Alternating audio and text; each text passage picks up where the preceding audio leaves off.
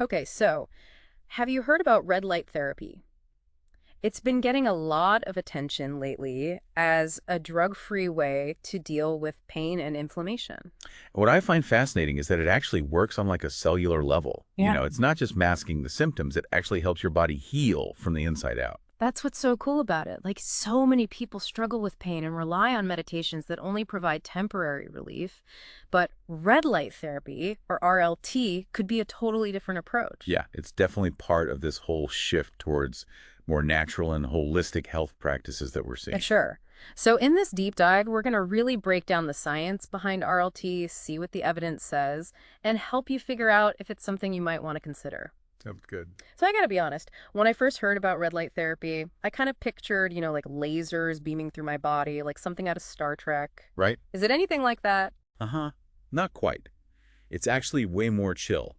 Think of it more like just relaxing in this warm, kind of reddish glow. Mm. RLT uses these special LEDs, low wavelength red and near infrared light, to penetrate the skin. Okay, so no laser zapping me. That's a relief.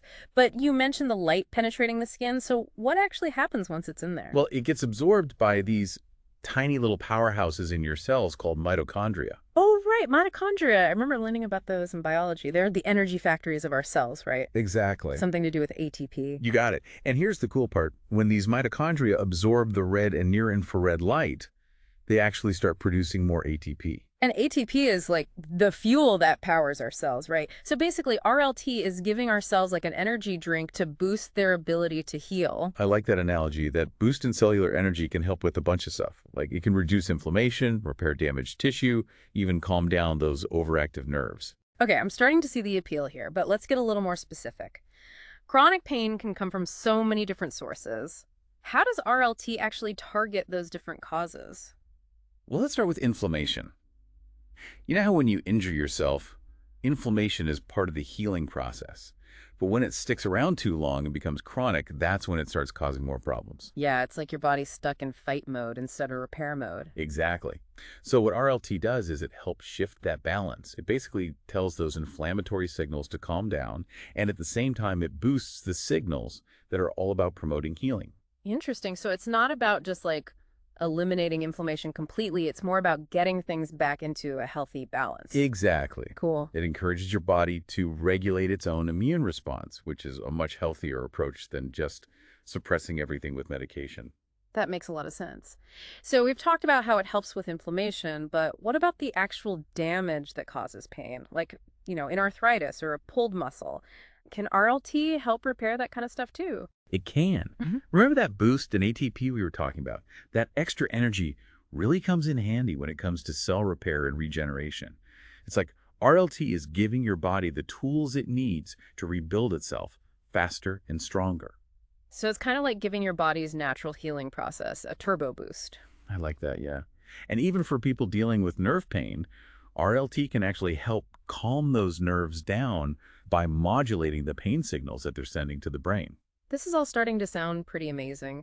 Before we get too carried away, we should probably look at what the research actually says. Like, what have scientists actually discovered about how well RLT works? Yeah, so there's actually some really interesting studies out there. For example, there was one published in Pain Research and Management that found RLT significantly reduced pain in people with osteoarthritis. Osteoarthritis, that's huge, especially for a lot of our listeners who deal with joint pain. What other research has caught your eye? Well, there's another study in the Journal of Clinical and Aesthetic Dermatology that highlighted how effective RLT can be for treating certain skin conditions, many of which also involve inflammation. Okay, so we're seeing some positive results for specific conditions, but what about RLT's effectiveness for chronic pain in general? Well, there was this really comprehensive review published in Lasers in Medical Science, and they concluded that RLT is a safe and effective treatment for a whole range of musculoskeletal issues, Nice. including things like chronic back pain and tendinitis. And because this was a review that looked at a whole bunch of studies, it really strengthens the evidence for RLT's potential. Wow, that's encouraging to hear. So it sounds like RLT could be a viable option for people dealing with a lot of different chronic pain conditions, from arthritis to back pain to tendinitis. Absolutely. But of course, it's important to remember that everyone is different, and it's always a good idea to consider the full picture. So this is all super promising, but it's probably not, like a miracle cure for everyone, right? What are some things that listeners should keep in mind if they're thinking about trying RLT? Right. Yeah, it's definitely important to be realistic about it. And while the research is really encouraging, RLT is still a relatively new field, and there's still a lot more research that needs to be done, especially long-term studies, to really figure out the best ways to use it for different conditions. So there's still more to learn. Oh, absolutely.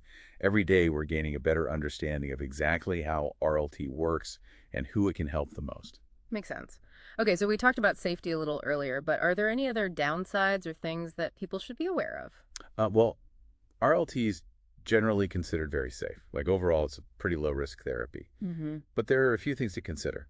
Some people might experience some mild side effects, like a little redness or warmth where they use the device, Yeah.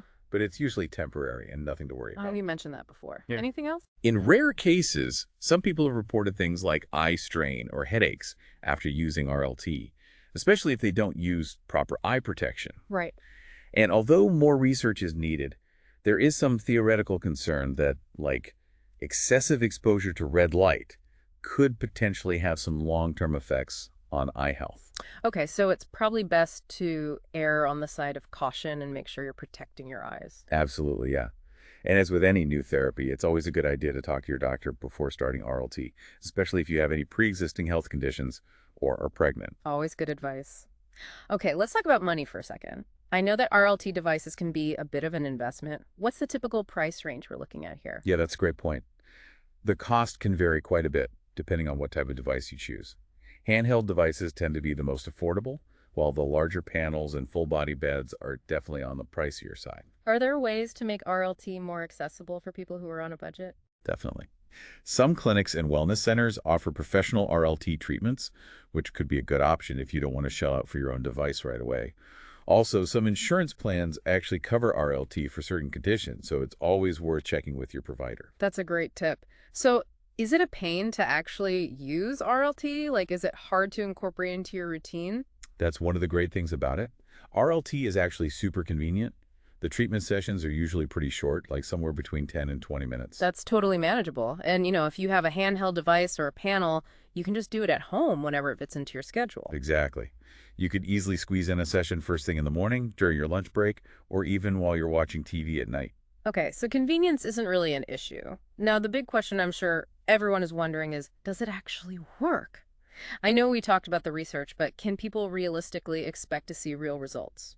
Well, the research is really promising, but it's important to remember that everybody is different and responds to treatments in their own way. Of course, yeah, individual results will vary. Right. So there are lots of factors that can influence how effective RLT is for you, like the specific condition you're treating, how severe your symptoms are, what type of device you're using, even just your own unique biology. So it's not like a guaranteed fix, but the science seems to be pointing in a positive direction. Definitely. And for many people, RLT offers a potential alternative to more conventional treatments like painkillers or anti-inflammatories, which can come with a lot of unwanted side effects. That's right.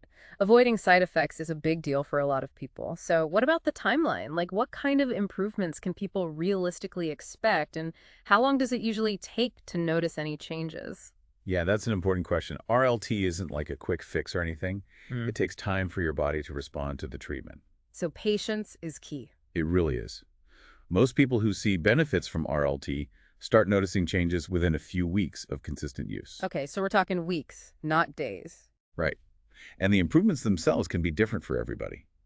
Some people might see a reduction in their pain levels, while others might notice that they have more flexibility or a better range of motion. There are even people who report improvements in their skin, faster wound healing, or just a boost in their energy levels. Wow, so the potential benefits are pretty widespread. They can be. And some people might not notice a huge difference right away, while others experience really significant improvements. Right, it's not a one-size-fits-all solution. Individual experiences will definitely vary. Exactly. That's why it's important to approach RLT with realistic expectations and a willingness to be patient and consistent with the treatment. That's good advice for anything, really. So how does RLT compare to other popular pain management approaches like physical therapy or acupuncture? Well, it's important to understand that RLT isn't necessarily meant to replace those other therapies. It can actually work really well in combination with them. Like it can be part of a more holistic approach. Exactly. So, for example, someone who has chronic back pain might find that combining RLT with some physical therapy exercises really helps them address both the inflammation and any muscle imbalances.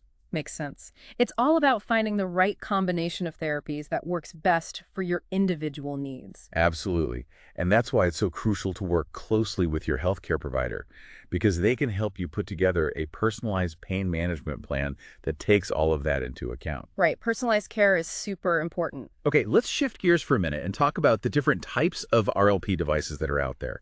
It can be Mhm. kind of confusing to figure out what's what if you're new to all of this. Absolutely. Can you break it down for us a little bit? Sure. So there are three main types of RLT devices: handheld devices, LED panels, and then full body light therapy beds.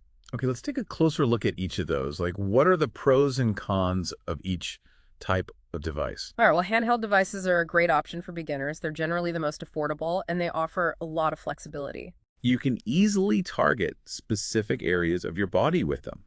So they're a good choice for like localized pain or inflammation.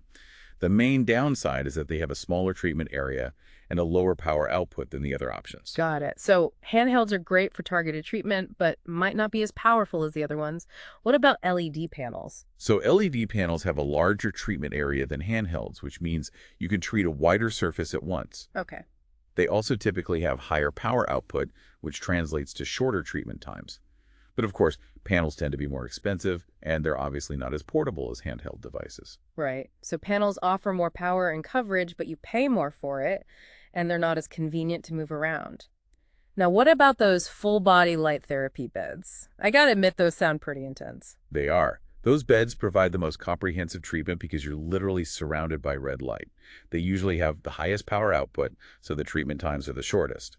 But they're also the most expensive option by far, and you typically only find them at specialized clinics or wellness centers. So it seems like there's a bit of a trade-off between cost, convenience, and how much of your body you can treat at once. Exactly.